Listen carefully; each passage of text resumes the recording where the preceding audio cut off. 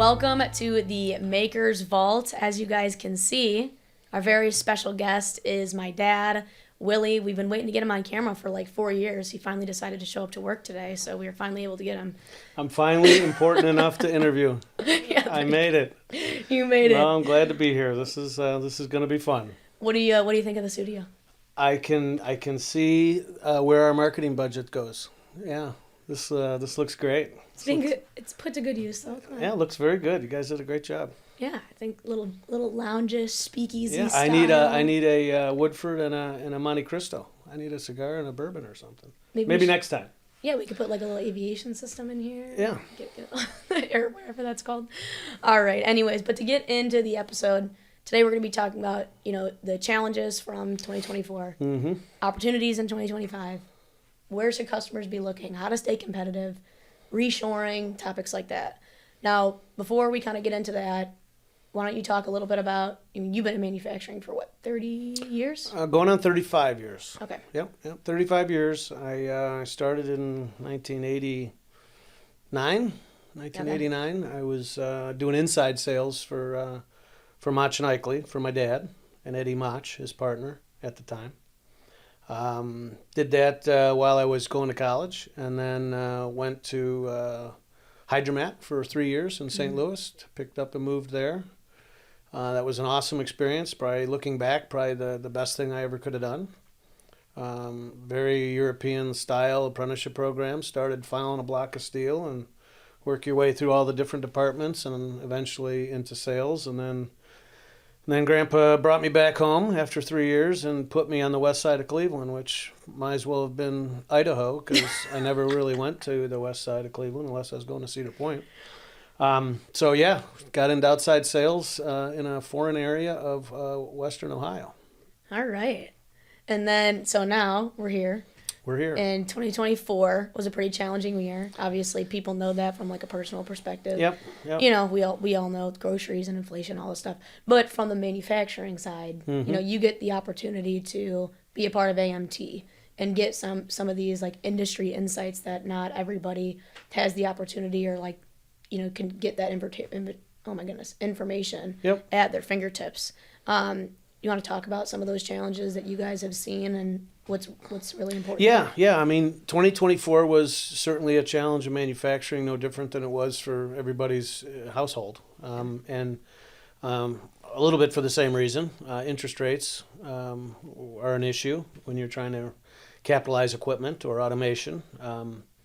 Also inflation, seemed like it was spiraling out of control. Seems like it's kind of at least hit a level now that doesn't seem like it's getting any worse. But the post-COVID inventory is something you've heard me talk about. Yeah, we talked about that. It's something that we do talk about, at AMT meetings and things like that. And it was real. There was a lot of people making parts for just-in-case reasons coming out of COVID. They were just building up inventory, really not knowing when to stop. And shelves got full, and inventory levels are high, and the first thing that happens then is you tell the job shop to stop making parts, and then ultimately that starts dragging down factory utilization, and it really starts making people concerned about spending any money. So when you factor inflation and interest rates, this post-COVID inventory issue that I think we've burned through now, I think we're okay there now, along with the political side of it. And again, this is not a right or left thing, but the uncertainty happens every election cycle, but uncertainty breeds pause. And so people were just hitting the pause button and not spending. So it's been tough for a lot of reasons. And I know you talked about like the reduction of machine tool consumption. What was that percentage again? Yeah, I think once the December numbers come in, it'll probably be somewhere between 18 and 22% down on nationally for machine tool consumption.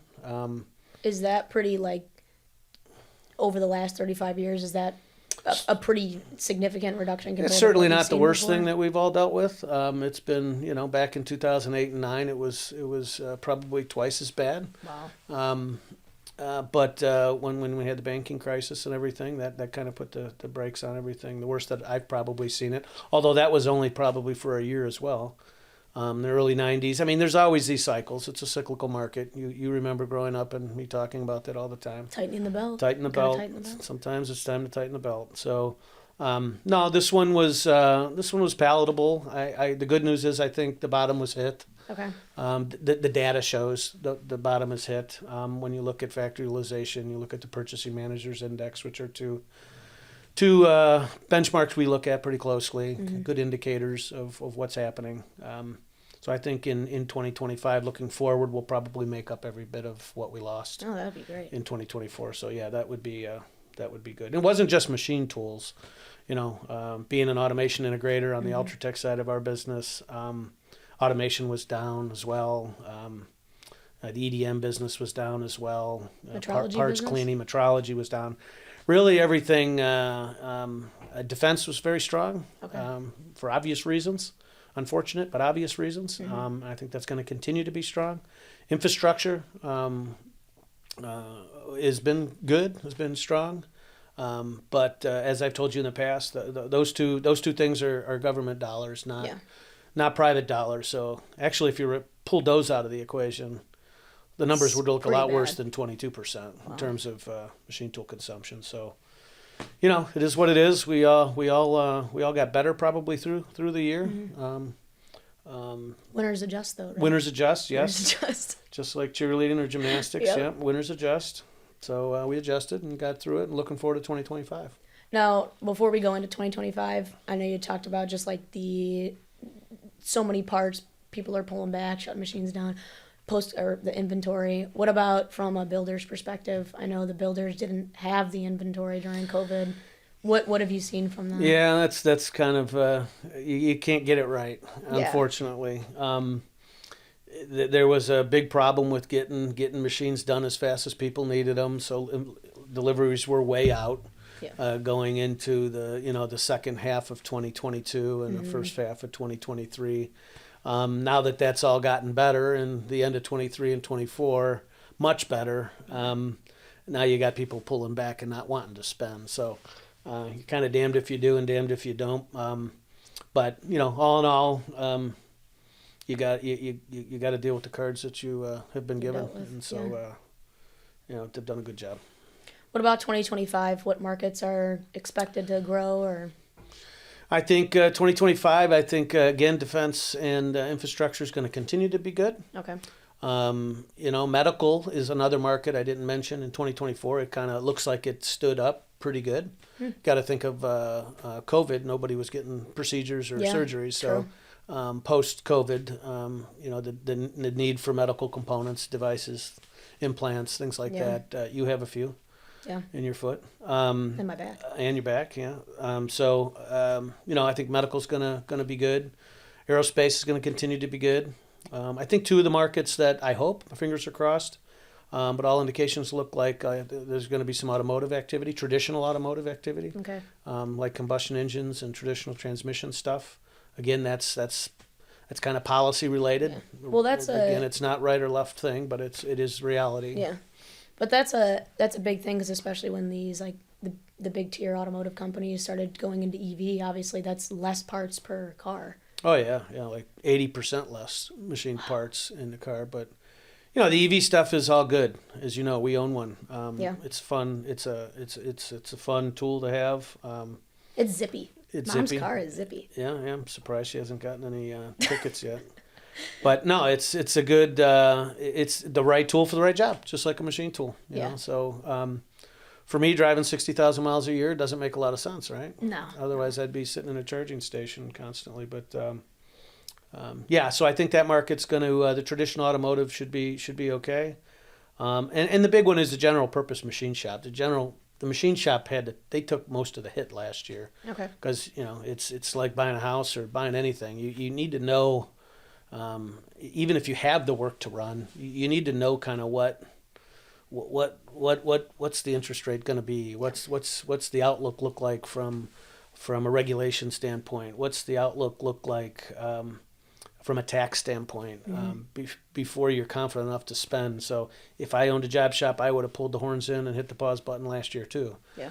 So there's a lot of pent up I think energy there, and I think you're going to see that in 2025 too. Yeah. The job shops are going to. They need to. They need to replace. They need to upgrade. They need to improve their processes. They know it. They're kind of sitting on the sidelines, and I think are excited to get going in. That would be great. Yep. I know you talked about you said something with housing. What about construction? Do you expect that to rebound maybe? Well, I don't know the answer on that one. I think if I did, I wouldn't be sitting here. That's a tough one. Interest rates are going to be what they're going to be, I think, for a while. I mean, I think the world's just going to have to get used to 6.5%, 7.5%, mortgage interest. Well, it sounds crazy for you because you're your age, but for me, it sounds. I mean, it was what our first mortgage was. Really?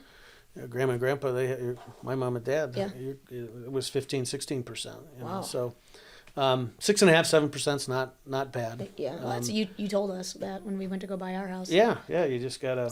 But knowing it's stabilized now. It's not gonna. Again, it's the fear of the unknown that makes people pause and pull their horns in. And I think the unknown part of the equation is known now. People will start making the appropriate decisions. I think so. So just talking about, opportunities for 2025 and job shops hopefully coming back and being excited about buying new equipment and upgrading their processes. What about, ways that they can stay competitive? What types of technology should they be looking at? Yeah, I would say automation and just done in one type of mentality when you're looking at how you're going to make the part. It costs money to handle parts, and it takes labor to handle parts. Mm-hmm. And, if you can make the part for less, address the money issue, and you can make it with fewer people, address the labor issue, our customers can make more money, and that's what it's all about, right? At the end of the day. And our most successful customers are automating, and they have a mentality of less handlings of the part. If it's on a rotary transfer machine, a hydromat, or if it's on a Mazak. I mean, we're blessed to have those two product lines because they both address that. Hold the part once and finish it. You can make the most amount of profit on the part.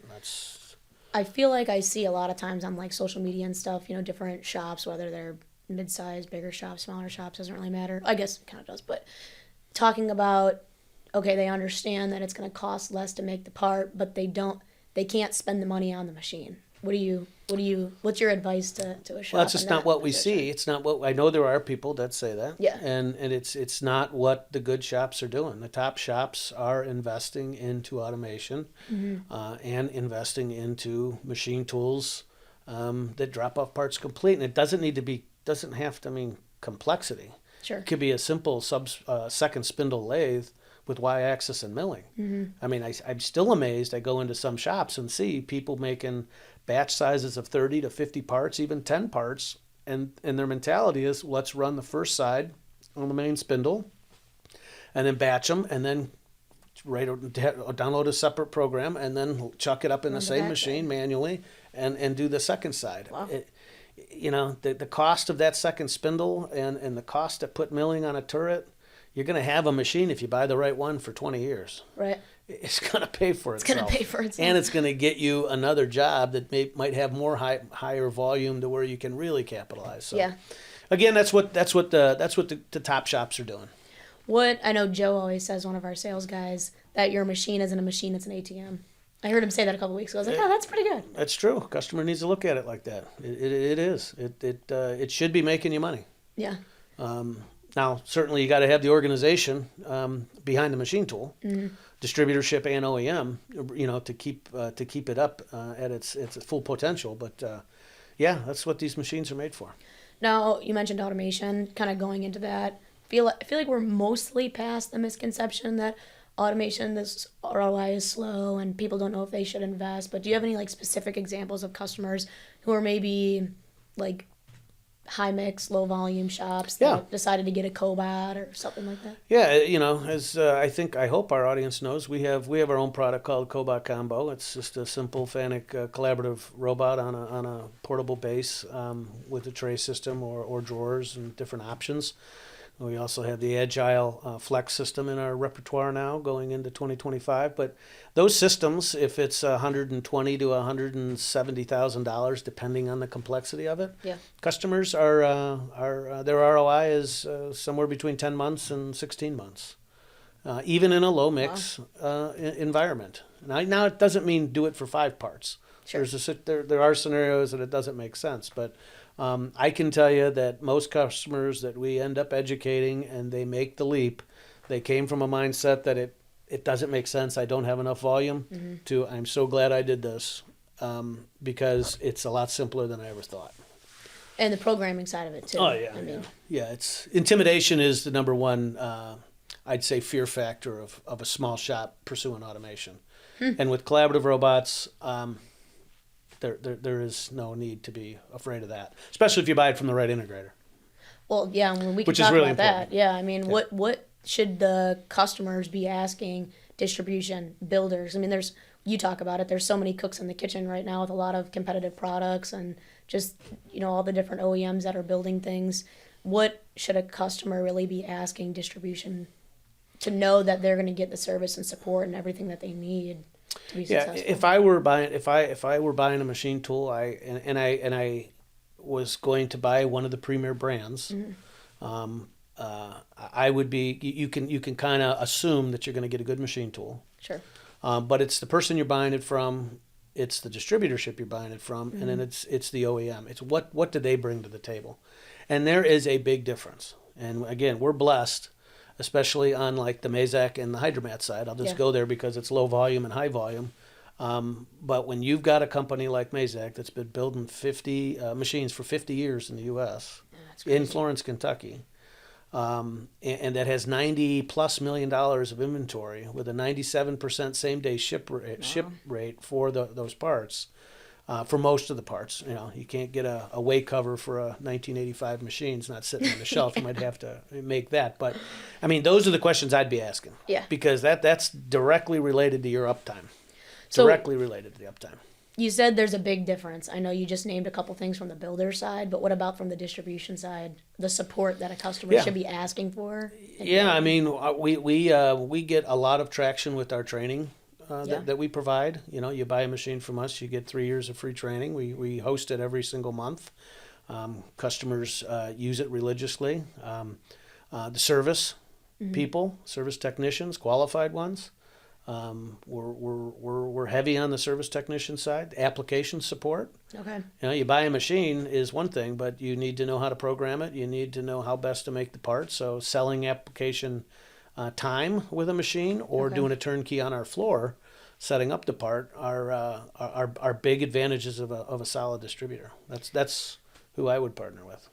Yeah, no, I mean, and then with the distribution and kind of the OEM whole conversation, I feel like I've seen a lot of announcements this year about consolidation.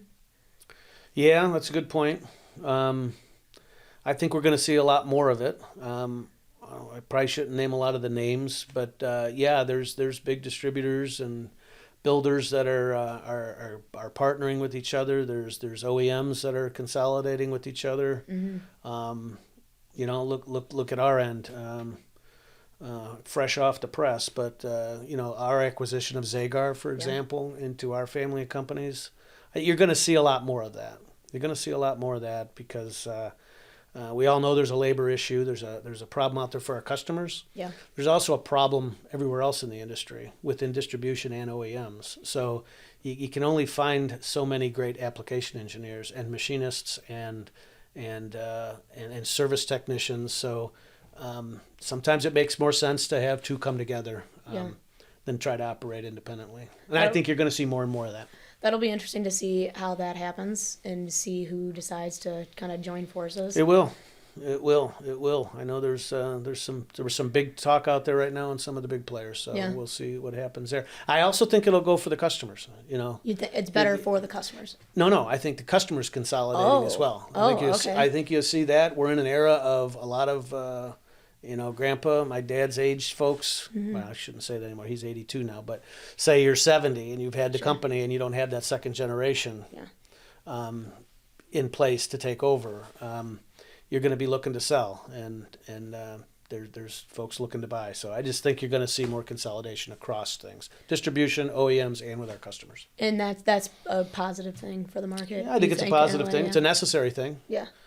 The more the merrier, but I think we all got to remain profitable, and we all got to keep our eye on the end game, which is our customer, making sure they're taken care of. So I think whatever our industry needs to do that, that needs to be the focus. Yeah.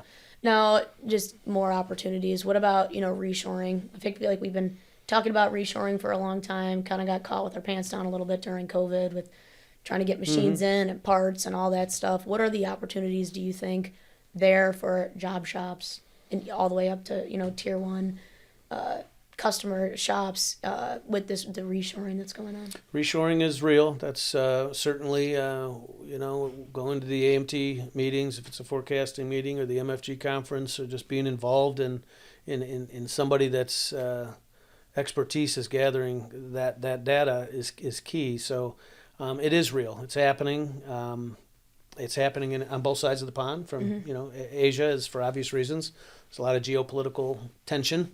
Sure. And so, and you're right, we did get caught with our pants down as a country, with needles and IV bags too. It wasn't just machine tools. I mean, we realized that we're at somebody else's mercy, and that's not a very comfortable feeling. So I think a lot of people are realizing that. I've seen a lot of it in 2024. I've seen a lot of jobs that we saw go, sold machines for that left, and now they're back. Any specific industry? Like the one industry is medical. Really? Very simple. It's an unusual one because medical is more complex. That wouldn't normally scream overseas, especially in Asia. But they were very simple components that had high volume that they sent over.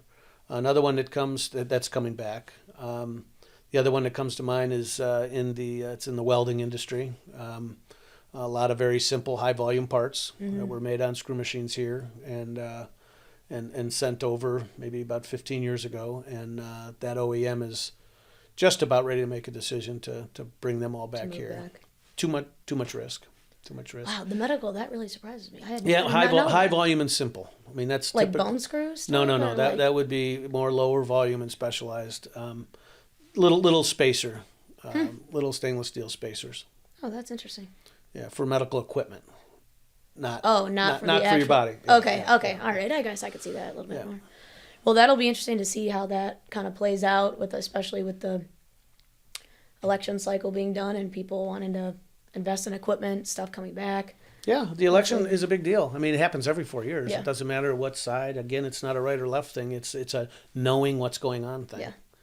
And as much as I love IMTS, being on the board of AMT too, I really love IMTS, right? So, but IMTS is also a year where people start to hit the pause button around June or July because they want to wait and see. They want to go to the Super Bowl, and they want the Super Bowl of shows, and they want to see everybody under one roof. So we also had that little thing happening, which I guess that posed just even another challenge, variable. But also, I mean, I may not have said it earlier, but we have, as an industry, we have hit the bottom. That factory utilization number and that PMI number is on its way up. When you look at factory utilization, I mean, when you get to the 80% level, it's a robust buying market for machine tool suppliers, automation suppliers, and a good market for our customers. And the purchasing manager's index the number is 50. And when it gets to that number, it's all good. It's good times. Well, that's all super good information. How do you feel about our first episode? I like it. I like it a lot. This Ready is a lot of fun. Ready to do another one? I am. Yeah. Any closing remarks for our viewers? No, I would just for our customers say thank you for your business, and we look forward to a successful 2025 together. And for our marketing team, I'm sure you guys continue to mop it up out there. You guys are the monsters in our industry right now. It's awesome. We're trying. That's why we needed this whole thing. Oh, that was the justification. Okay. Yeah, exactly. See? Good. I gotcha. All right. Well, thank you guys so much for watching. Please be sure to like this video, subscribe to the channel so you don't miss another episode, and we will see you next time. Thank you.